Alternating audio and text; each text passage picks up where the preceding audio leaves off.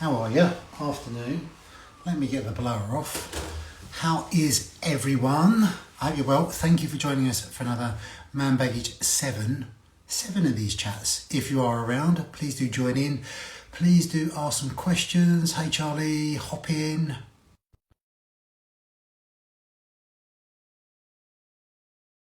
What else we got waiting? This doesn't work as well these days, I'm pretty sure. Or maybe it's just me. Right. Dan. Right, accept. Hey Charlie, how you doing, mate? Okay. Good, mate. How are you? Yeah, well, thank you. But Good.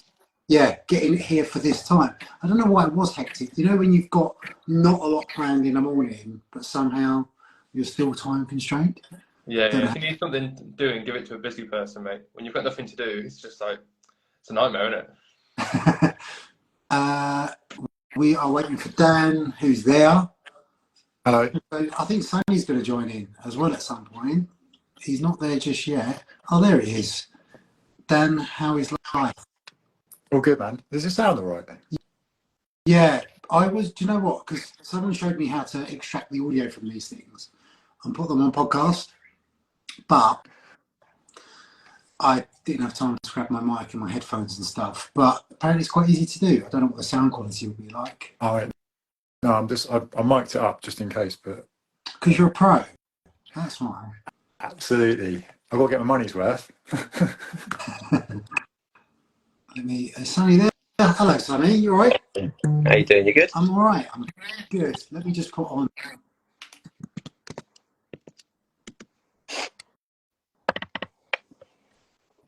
At any point, please do throw them in the chat. Thank you kindly for giving up your time, gents. I think you guys, you're aware of the premise of these things, but just to the observer and listener, essentially just putting words into action. I think we often get caught up in this drinking, speaking thing and blokes not having conversations about stuff, but what does it actually look like? Like, where are the communication skills? It doesn't always have to be whinging about stuff. It's just conversing about general day-to-day living. And yeah, I appreciate you giving up your time. That's okay. You all look terrified. I don't know why you all look so terrified. Thank you very much, mate. I'm just admiring that amazing moustache. I've just had it trimmed, actually, because I was getting like yogurt in it, which is no good. Have we lost Sonny? it? Doesn't like his cash, mate. Sonny's gone. Yeah, I think you've put him off there with that first bit. Well, I don't know. Beard. Yeah. But no, yeah, I mean, I still can't get how you can't grow a beard, but you can grow a magnificent moustache. I can. It gets so itchy. I can't be bothered with it. I can't really be bothered with this, but I thought I would do it for November out of solidarity.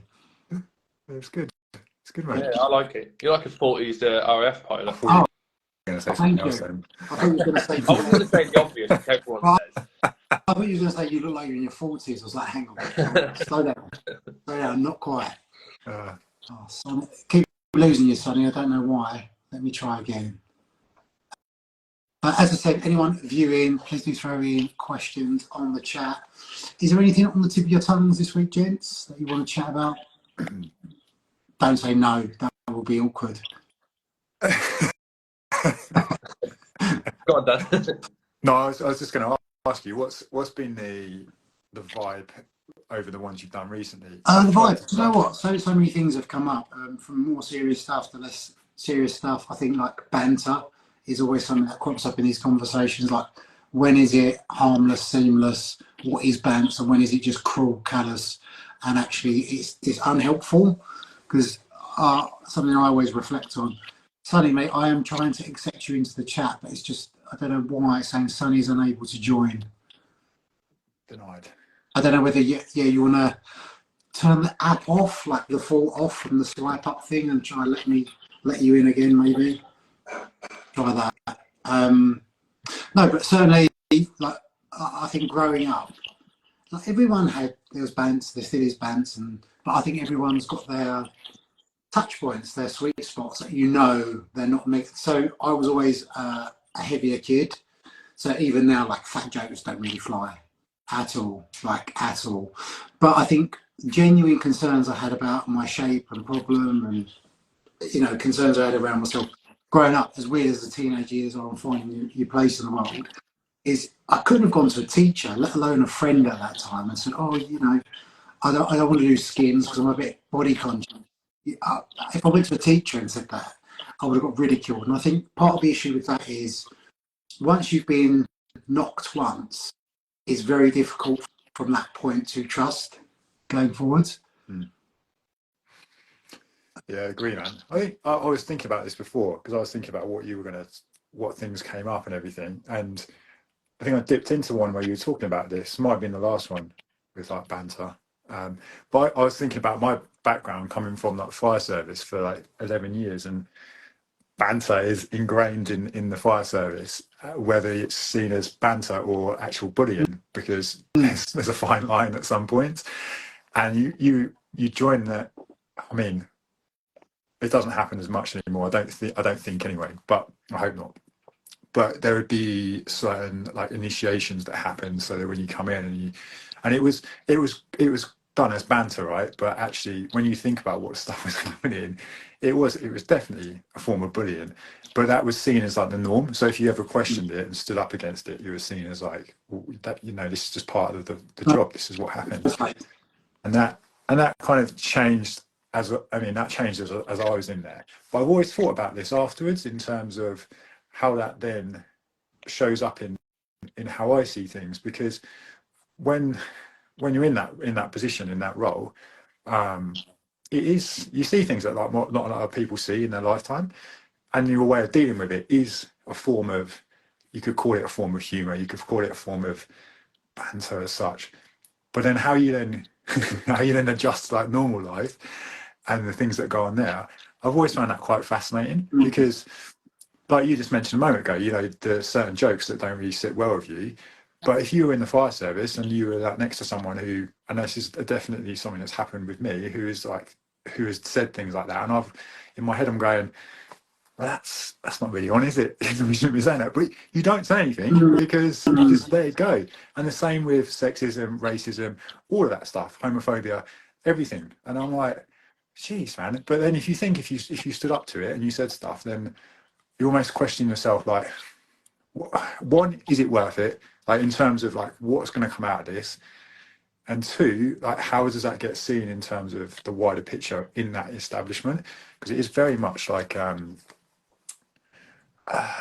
don't know. Don't want to say this as in like that's everyone in there, but you know, I've been in situations where certain people have been like that, and I always think to myself, should I have done more in that situation? Should I have like stood up? Should I have done things? And so that's always like, it's always been in my mind a little bit. And now when I'm out in this world, in the real world, and I hear people say things or conversations, I'm much more like, I'll say more now. I'll go, like, I don't quite agree with that, or what do you mean by that? Can you explain? And I don't know. I found that really, that's something that I think I wish I could go back and like do differently, if that makes sense as well.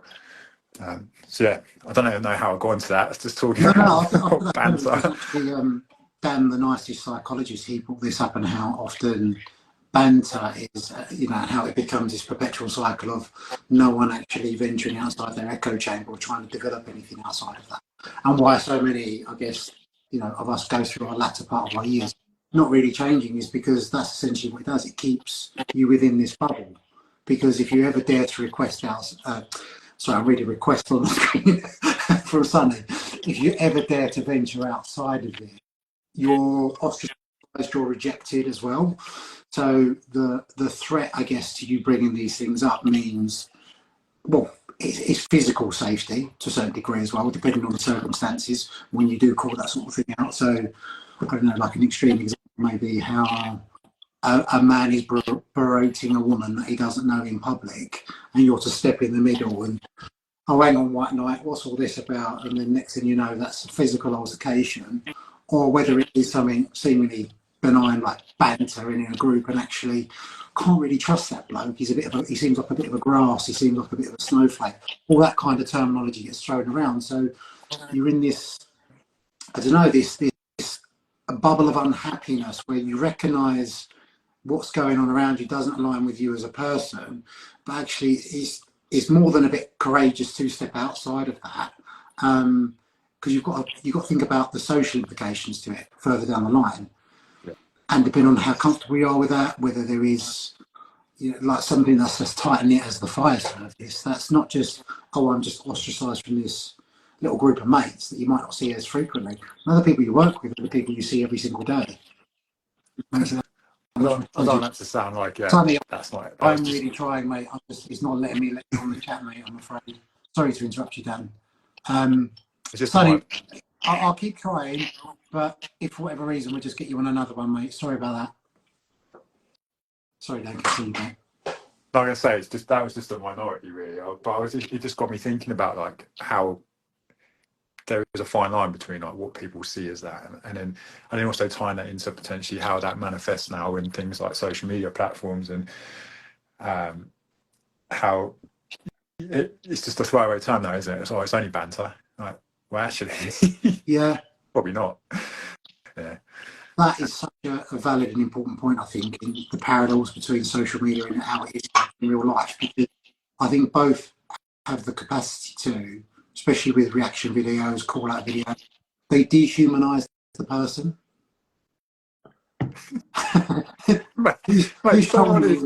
Someone wants to have a little business deal on the live. I think someone was trolling you for bands. But yeah, sorry, back to the social media thing, is that it dehumanises the person behind the screen. So because you're not saying it's the individual to their face, or, you know, you've got the social reinforcement and the jeering from mates around you, is that, you know, essentially that person's feelings doesn't matter. And with social media, it's actually incentivised.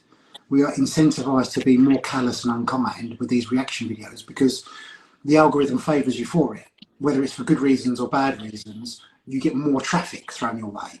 You know, and whether it's people slagging you off or they're joining in with the pitchforks, that is what everyone wants. It's essentially to go viral, because going viral comes with it a certain amount of social currency. With social currency comes influence, reach, and sponsored ads and Black Friday deals and all, you know, all those kind of things as well. Yeah.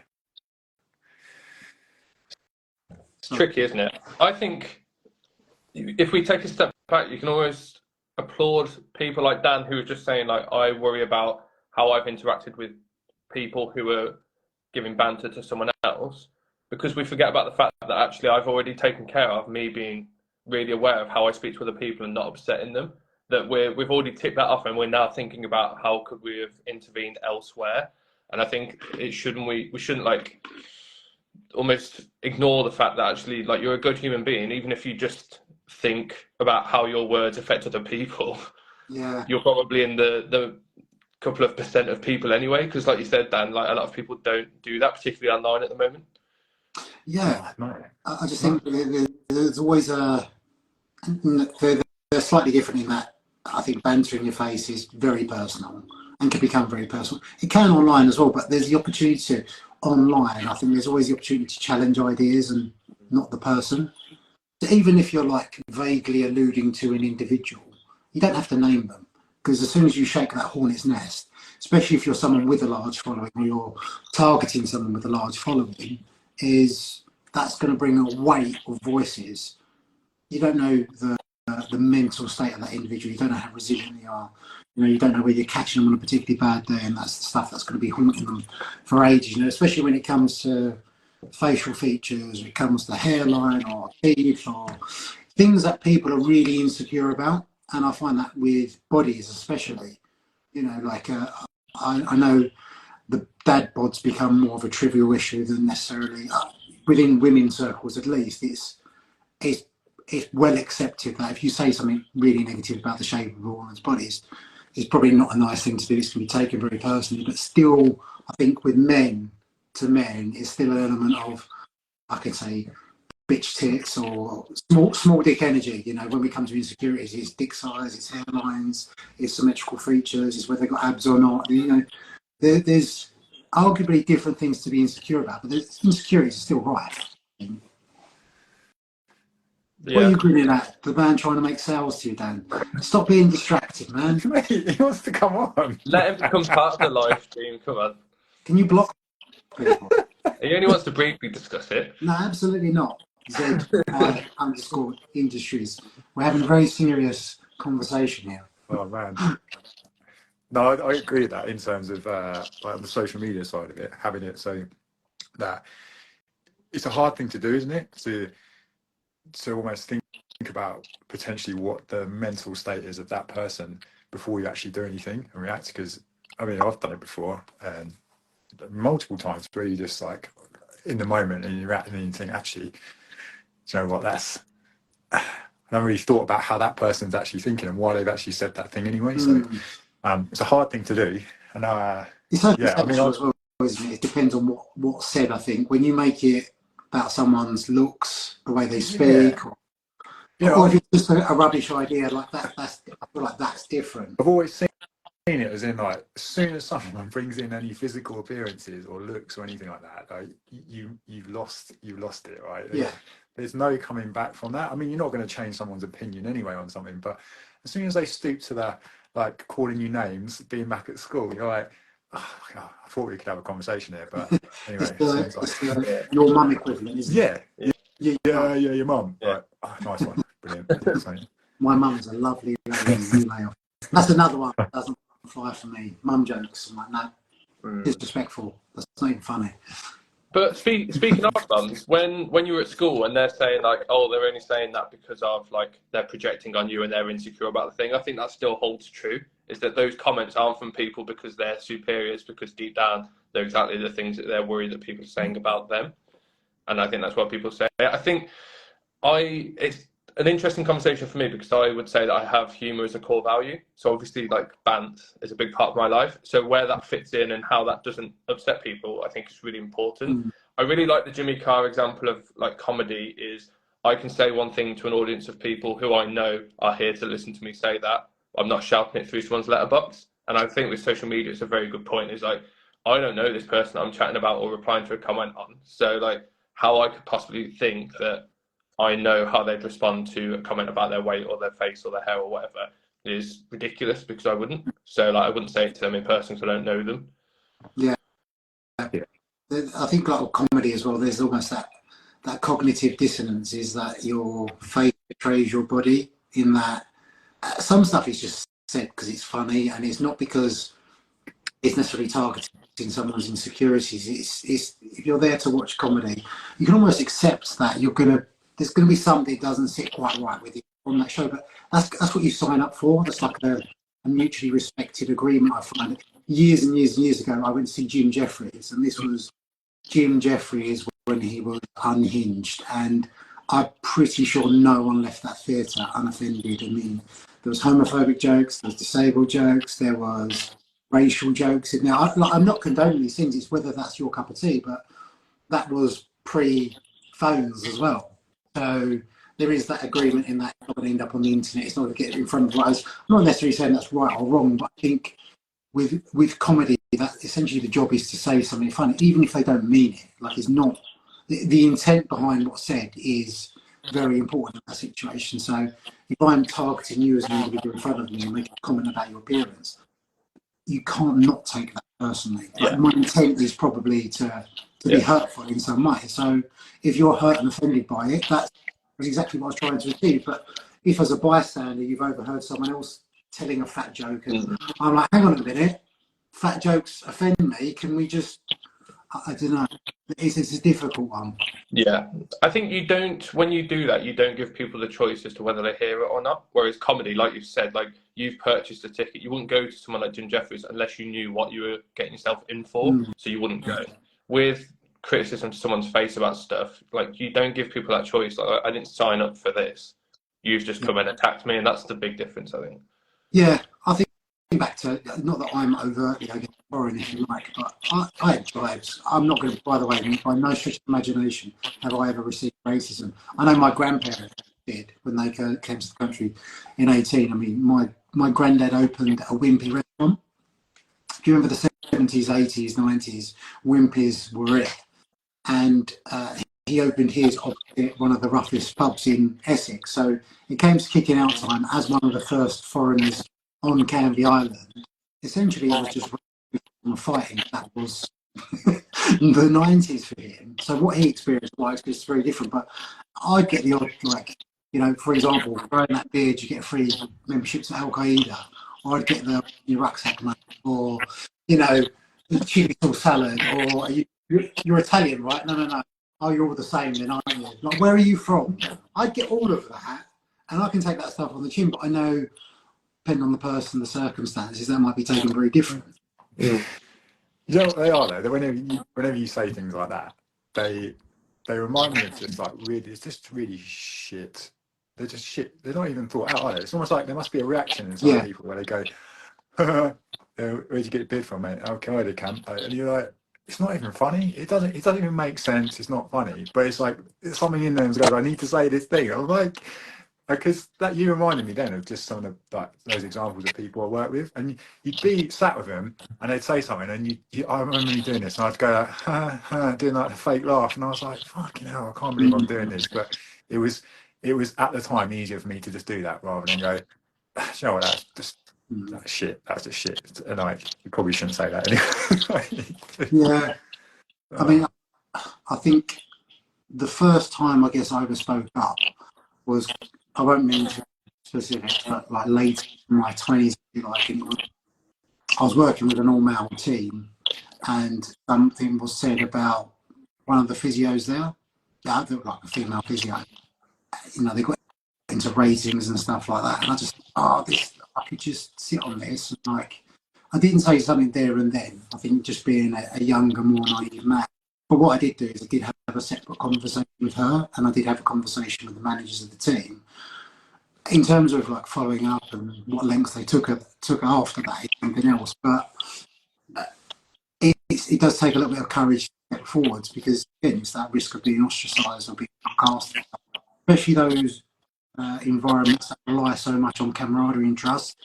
Because trust, even with, I find, like drinking as blokes, is always men that seems to create an issue. You go out and you're not.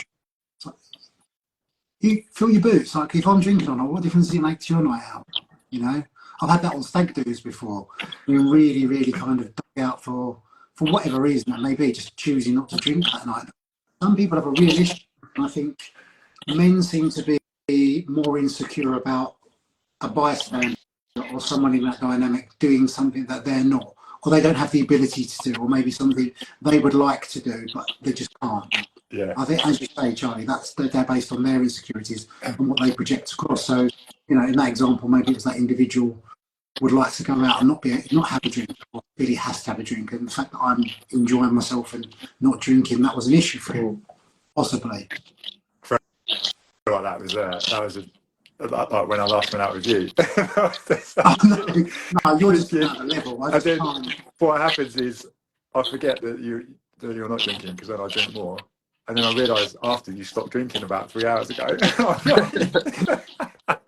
Can I give some context to this? So, you know how drunk Dan is when he starts speaking Urdu to taxi drivers, right? That's when you've reached a specific level. But I'll get to a point, and it was one drink in particular. Dan ordered this cocktail. It's called the Zombie, something or other. And he went, "Oh, that's quite nice, that is. It really isn't what I was expecting, though. Can we go and have a bit of that?" I went, "Mate, honestly, I've had enough. Like, I know my threshold now. I know when I'm getting to that point where I'm not one of these people that can vomit and then carry on. Like, that's my night over, like, if I vomit." And he went, "Oh, you know, that's so sweet. You can barely taste the alcohol." And this cocktail was, I think it was 4 or 5 parts alcohol. There was like a splash of squash in there or something. And I sipped it and I went, like, it blew my socks off. I said, "Dan, I can only taste alcohol." And he just carried on drinking. And then we got back to the hotel where Dan was staying in. He said, "Go and have a drink." I went, "Please, just order me a water." He ordered me a water, and he ordered like another 2 cocktails. I went, "Oh, mate, I cannot drink that." And I pushed the 2 cocktails to him, and he drank them. And then he went, "I'll get another cocktail." And he ordered another 2. So in the space of half an hour, Dan had polished off. I mean, I just forget. I think I'm being nice. You were being very, very, very nice. But at the same time, I was like, I won't be waking up tonight. But really, what I'm doing there is subconsciously, or whether it's consciously, I'm like, I'll get 2 drinks, but I'll say once for Dan, and he won't want it, so then I'll drink it. Maybe. Boy math, doesn't it? Yeah. This is going to be a broader confession live. But I feel like that this is, mentioned something specifically in the fitness industry, as we all work in the industry, I'm quite happy to talk about that as well. This idea of, I'm one to challenge certain ideas, and I think there is a way of doing it, but when we see it in a way that is so rewarded, I feel like that's an issue. It does seem to be more men that do that than women. I don't really see women, and it might be just my echo chamber, I don't see too many women doing call-out videos about specific other women or specific other men. No. But I tell you what I have seen, though, is in comment sections, like some comment section, women are brutal, like absolutely brutal, like to other women, which I found really fascinating. Yeah. Really. Yeah. But then I do see what you mean, like the call out thing, which is an interesting one, because I think that it's that line, isn't it? Because you want to call out misinformation, you want that to be challenged, but then it's how you go about doing it. Do you end up becoming the person who's just always moaning and angry about other people? But then where's the balance with that? How do you approach it? And then also, sorry, man, on that, sometimes when you actually do open up conversation, or you try and open up a channel of conversation with someone, and you're like, I'd love to chat to you about your views on this thing, this subject, or the way you think about it, and you just get like shut down, or even worse, you get absolute like banter back, or you just get like shit on back, and you think, what am I supposed to do with that? Like, how do I? It's like, it's just being ignored. I think I've tried a couple of times. I've tried the whole DM thing and just been ignored. Because I think one of the facets of that conversation, sorry, because I know you're about to say something, is just that I've come to the decision that no one is really here to debate. Like, we all know social media is a shite place to debate anything.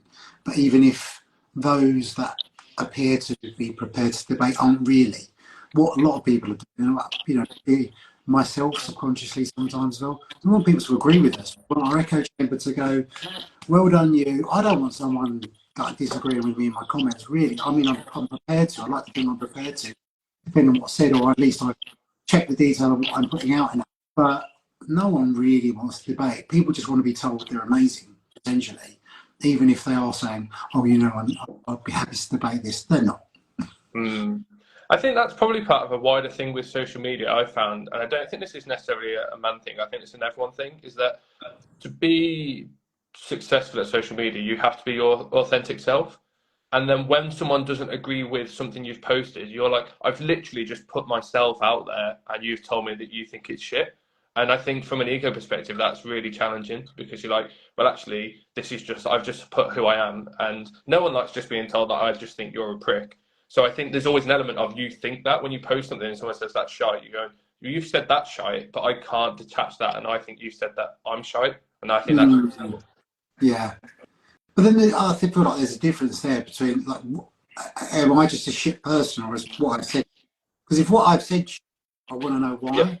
I'd like to think I'd be open-minded to changing my perspective on things. But yeah, if it is just a personal attack, it is quite scathing. I don't know whether I'm thick-skinned enough, and I like to think I dealt with my fair share growing up. But, as a teenager navigating social media, where, say you got bullied at school when we were growing up, you go home, you're kind of left alone until the next day, maybe. Maybe you lose a bit of sleep about the next day. But teenagers that are getting bullied at school these days, they've got Instagram, Twitter, formerly X, or X, formerly Twitter, Instagram, all of these other platforms, WhatsApp, private groups that are set up, forums, all of these other places they can receive attack from. Yeah, relentless, isn't it? It is. I was thinking about this now, having a small human. All those thoughts go through your mind. I know he's actually tiny, but I'm like, I still have those feelings of like, oh shit, like one day, like we were born into a world where this is a thing now. Like when, or definitely when I was younger, like that, they didn't have all that. You didn't have phones, social media. So I'm just interested to see. I don't think we've actually seen what's going to happen yet, because I don't think we're at that point. Maybe soon, but it's starting to happen. I don't think we understand it either. Yeah. Like, I feel like as an adult, I wouldn't be able to tell a younger adult, how to navigate. I could tell you what I do for mine, but how they navigate it, never experiencing a world before it. I feel like I've always got that detachment because I and don't get me wrong, it still stops me in my tracks sometimes, but I've still got that detachment because I recognise there was life before this, whereas they won't know anything apart from it. So when you've got that to contend with and how personally you take, but also with this revolution, I don't feel like revolution is an extreme use of the world with AI and things like that, and not just Photoshop, not just filters, not just altering your voice, with things that you can do, how people can adopt personas, like how people can attack you personally, how we can set up bots and all these other avenues. Like how do you navigate that as well? Let's get involved with it, man. Get involved. Get in there first, mate. Well, no, Build a bigger bot. yeah, become a bot. That's a separate conversation. I feel like a body is constantly something that's being scrutinised on the internet, though, because I know I've had the odd very personal thing said to me. Again, I'm thick-skinned. I'm not going to say I didn't have my feelings at the time, but I've had bow legs, I've had fat boy, I've had monobrow. You know, again, I've had all these things, and I've been through that. So, you know, again, how do other people deal with it?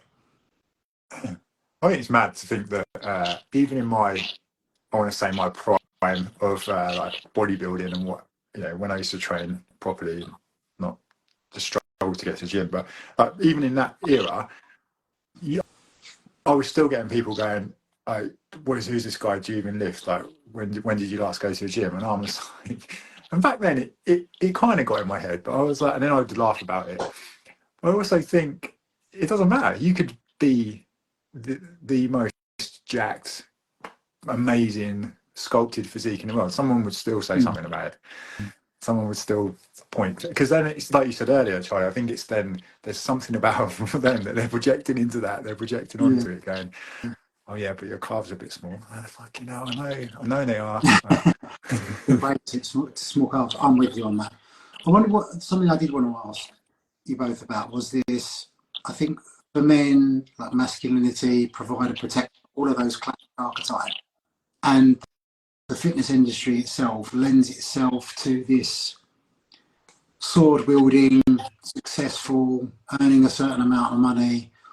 It kind of breeds all the worst aspects of what you'd hope we'd be working away from. I'm not necessarily saying those things are inherently evil, but I do think there's a reason why there's only male mentored groups. There's only women mentored groups. Why do you think that is? It's a good question. Yeah. There's an aspect of There's like success, jacked physiques, entrepreneurial spirit, being part of something in a community. They all lend themselves quite well. Yeah, but there's similarities, isn't it, between that niche, if you want to call it that, or that the business or whoever you're talking about, because they will attract the similar types of people. Do you know what I mean? So that you can see there's common traits between like some of those things that you mentioned. I was thinking about that before this, actually, thinking about how from coming from not from that world and now being very much in that world, the struggle for me coming from a background where you don't celebrate any of your achievements, like you don't celebrate the massive things that you might do on a day-to-day basis, like literally saving lives. You don't celebrate it because it was just like, it's part of your job. That's just what you get on with. Don't talk about it. No one likes people who just big it up, right? And then to come into this world where it is just thrown in your face. And it's like, oh, fucking, this happened here. Look at this income. This client made this, and then look at this thing that and I'm like, oh wow, I find it really hard because still now I'll find it difficult to celebrate things that either me personally find that ridiculously hard. For anyone I work with, getting better at it, but even then there's part of that I find difficult because I don't want it to be like that. I don't want to portray that kind of message. So I don't know whether that's just not being in that space and not being used to it, or maybe there is something from coming from that background and maybe the values that get built up over time. And I'm just like,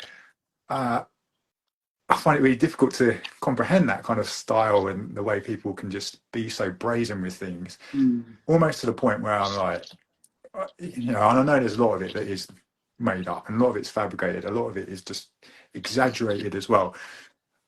Which again, that annoys me. I'm like, how do you build trust in that area? And then we end up working with people who have been, I don't know, burnt or had bad experiences, and then that makes your whole job harder as well. So there's a huge part that I think goes past just what you were saying, Dan, in terms of like how that's seen in terms of certain groups.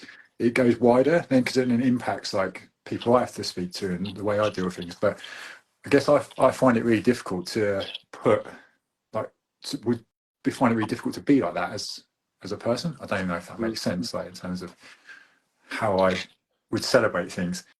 I remember saying this to you last time when I spoke to you, that like there's a commendation thing. I don't even know, it's in a plastic bag over here, like commendation for the job that we did. You never, don't tell anyone about it. But I'm like, why not? What is it? Hard line to teeter, isn't it? Because you want to internalise the things that you have achieved, but also be happy to share those. But then when does, and I guess like this is going to be individual, but when does actually sharing the things that you're proud of, and rightly so, become a flex from insecurity? Because, you know, that's again the intent thing. I think that's really hard to distinguish on social media. Because, Charlie, how old are you? If you don't mind? 29. Okay, so we're not, I mean, I'm older than you, but not too far off in that. I think generationally, I was always brought up like, I don't know whether it's a British thing or it's a cultural thing, or you don't show off. So that's always been, or talking about money, for example, has always like been a bit of a crass thing. It's like, I remember growing up, and people I speak to now, even some of the wealthiest people I've worked with in the past, like income and money have just never really come into it. It's never been a huge point of interest. So it does appear quite odd that almost people would gloat about their earnings. Yeah. Have you got a filter? Yeah. It's just really cringe, isn't it? A filter, like a little thumbs up. Oh yeah. You've got like a little thought bubble coming out of you. Can you see it? Yeah, I saw it. Yeah. I thought you put it on. But yes, sorry. I lost my train. Yeah, I think I've always thought that thing is really cringe. Like it's just awful for me. Like the whole look how many watches and cars I've got. It's never appealed to me. As someone from a background where we didn't have any money when I grew up, like it was never my goal to then be the guy who earned loads of money, which is strange. I think to Dan's point earlier, which is I've realised saying that's difficult because you are both called Dan, which is incredibly challenging for me as the non-Dan. Is that it bleeds into how your clients look at fitness as well. And I think it actually does harm to the fitness industry, not just to the coaches, but like it perpetuates that weird hustle, want it more, do more all the time thing, which I just don't think that's what health and fitness is about. I think for some people, their life is health and fitness, and that's the main part, and that's amazing. I think for most people, they try and make that their life, and they don't change because that's not them. Whereas what we want from most people is minimal effective dose to then be able to go and do all the other shit that they love doing. But actually fitness culture from this sort of that mentorship, like look how many watches I've got, encourages them that they should just be training and meal prepping and stepping all the fucking time, like rather than actually living their lives. And that's why it's this sort of Goggins effect. I know Ricky spoke about Goggins last time, didn't he? It's just like, I think when you look at extremes and then try and apply that to everyone else, it doesn't work because they are extremes for a reason. Like, I think it's so weird how we use someone's trauma to then say you as the average person isn't doing enough because look at him. I just think, well, the best will in the world, I'd rather have my life and not have had all the trauma and not be anywhere near as famous or successful than have the trauma.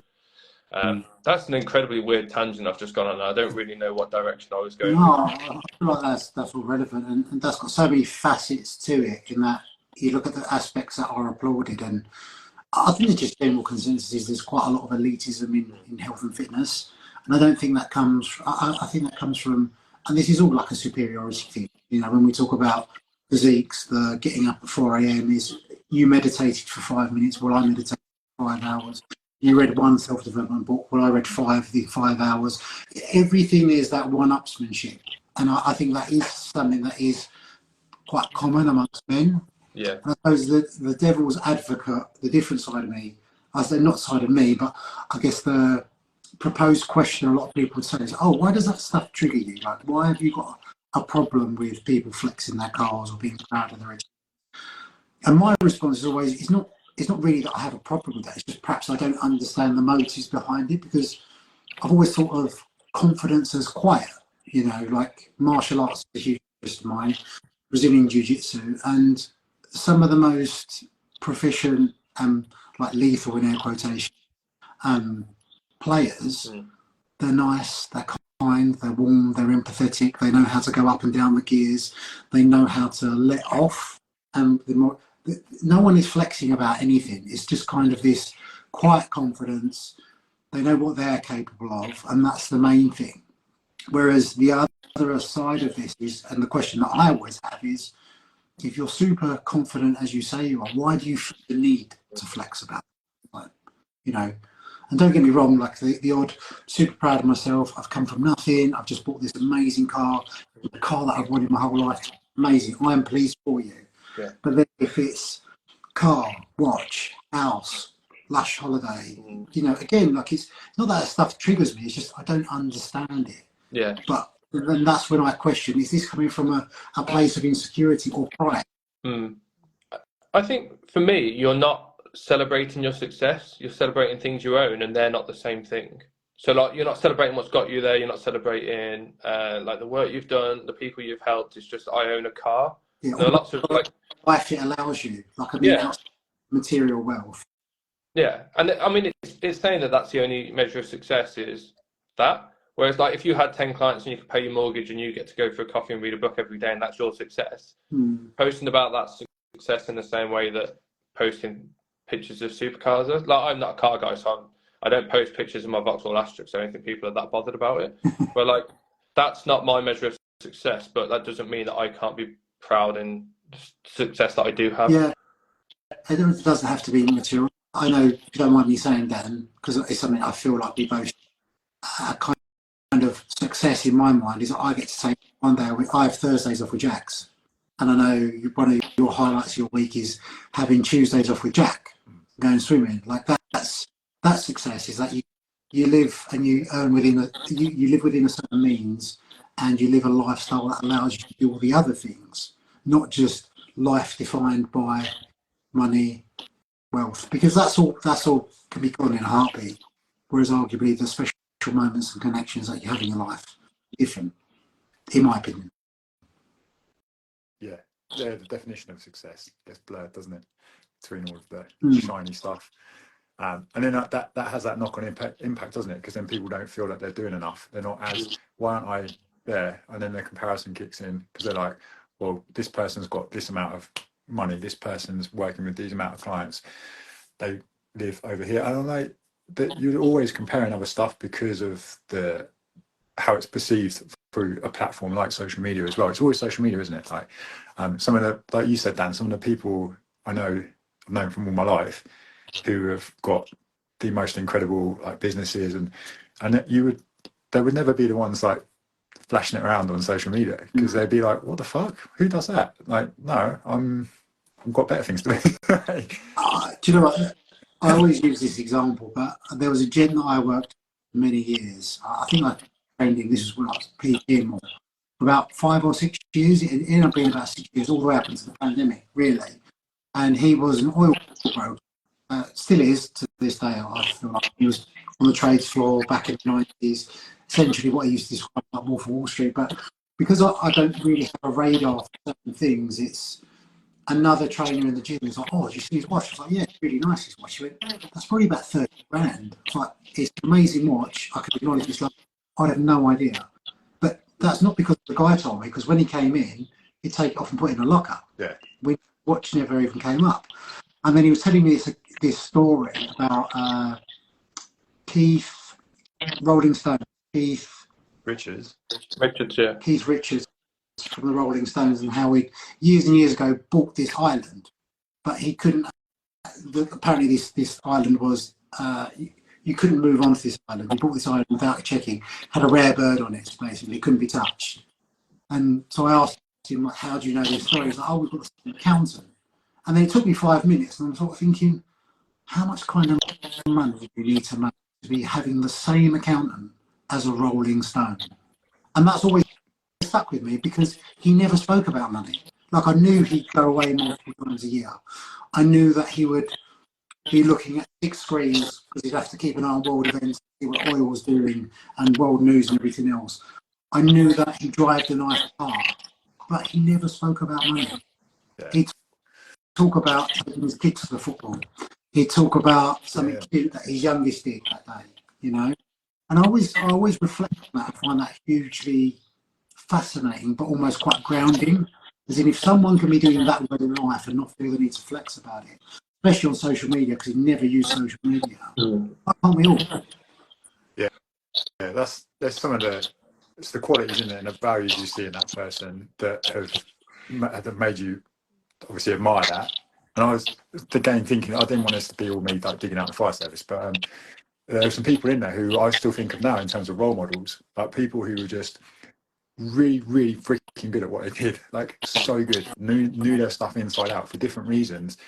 And to this day, I still will use stuff that they taught me, or how to approach situations, or ways of thinking about stuff and problem solving.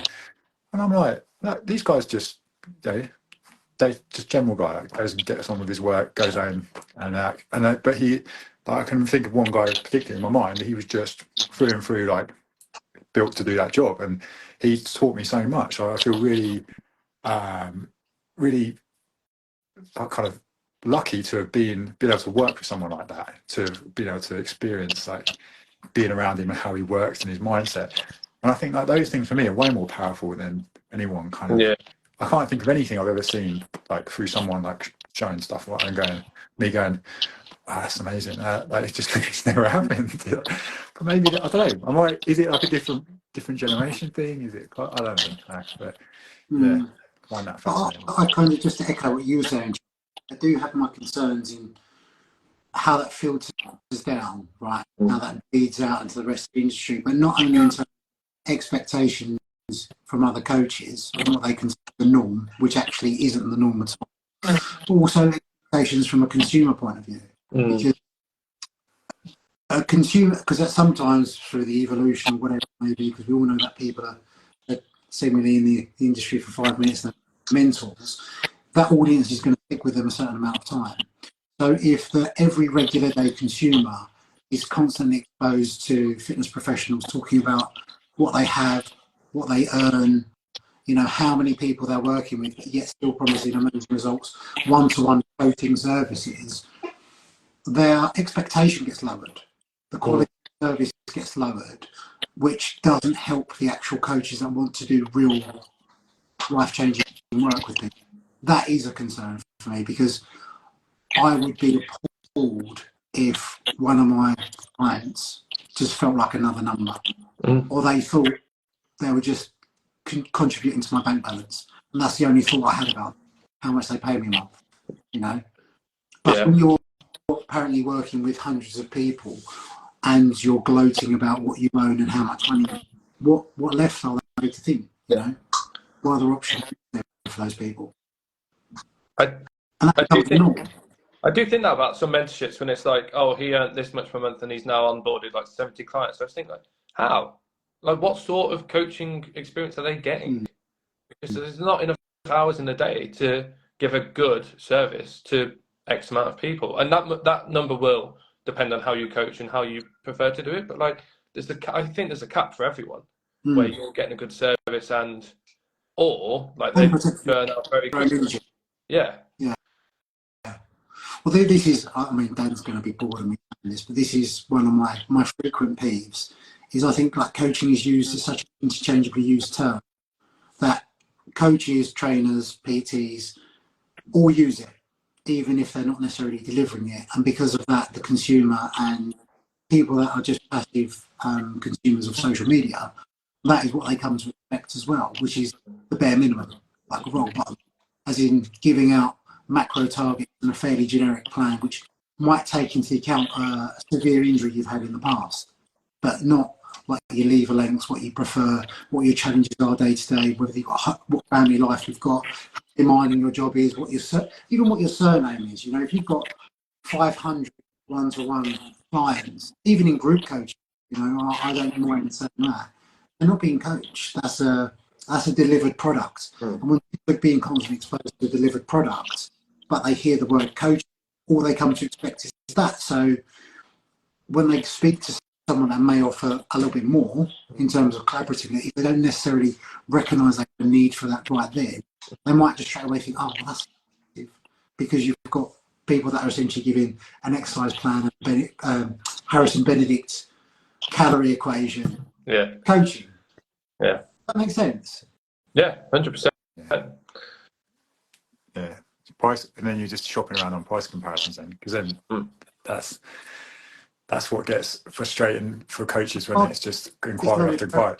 Kind of just the point. The bar and the expectations gets lowered for everyone. Yeah, because then it's all about, okay, you're shopping on a number that someone's got in their head because this is what they paid or they know someone who's done it. And then the first question is like, how much is it? Which I know, I get it, because it's hard, because coaches will be like, well, I know I can probably help you, but you're already on the back foot if someone's saying that, because they're already just thinking, right, it's like 90 quid, whatever. And then how do you come across that? Because like people be like, oh, I could speak to him, I could maybe get the value across. They're still thinking about that number. So, and that's a, whether we like to admit it or not, that's a combination of like all the stuff you just spoke about, because you would just get lower and lower and lower. And how can we? It's a race to the bottom, then, isn't it? Yeah.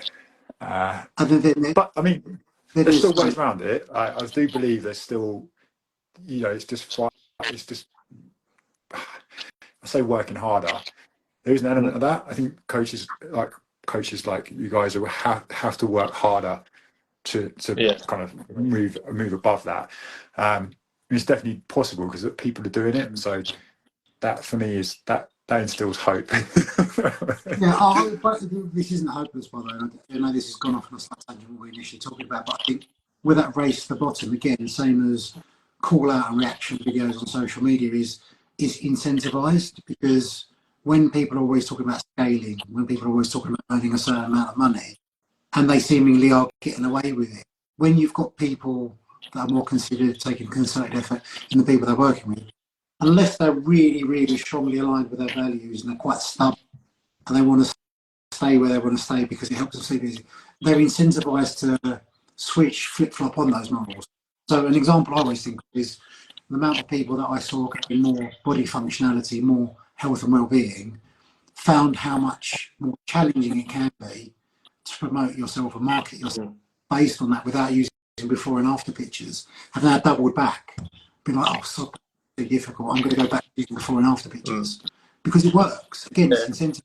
It works, and it's really difficult to discourage people from something that's rewarded, even if morally. And this is where I think like moral and business kind of collide a little bit, because I think depending on the individual, you're going, as you say, Charlie, you're getting to a point where there's a cap, and to move beyond that, you're going to have to sacrifice or blur the lines of your morals and ethics to constantly chase more.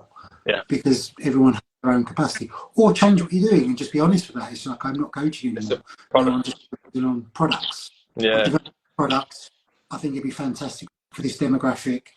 The barrier to entry is slightly lower because it doesn't offer the bespoke service that I did before. And that's what it is. That is, you're changing what you're doing. But when you're constantly scaling, you're saying you're constantly reaching more, you're constantly onboarding more, you've got more leads, which again, all this language, and I know it has its place, Dan, because I know you're gonna, this has its place within coaching stuff. But again, I feel like that language dehumanises the people that we're speaking to sometimes. That's why that triggers me. Not that, but like when because I don't mind the term lead is okay. I can kind of get by with that. But it's when people talk about like landing a client or like high ticket. Like some of the words. And this is what I was going to get onto in terms of that. Like in the fat loss world, diet world, nutrition world, where it's all very much like 6 weeks, 8 weeks, do it as fast as possible. If you take that and put it into the marketing fitness business world, and it's all very much fast marketing. Like, how quick can you 10x this? How can you achieve this amount in this amount of time? No one wants to talk about the slow marketing anymore. Not saying that as in like a negative, but like, how do you do things that are going to serve you for a long period of time and build a business that's sustainable and reliable? Because you can't hack your way to a business. You can't just keep doing those things, because at some point it's just not going to work. You don't have anything stable to build it on.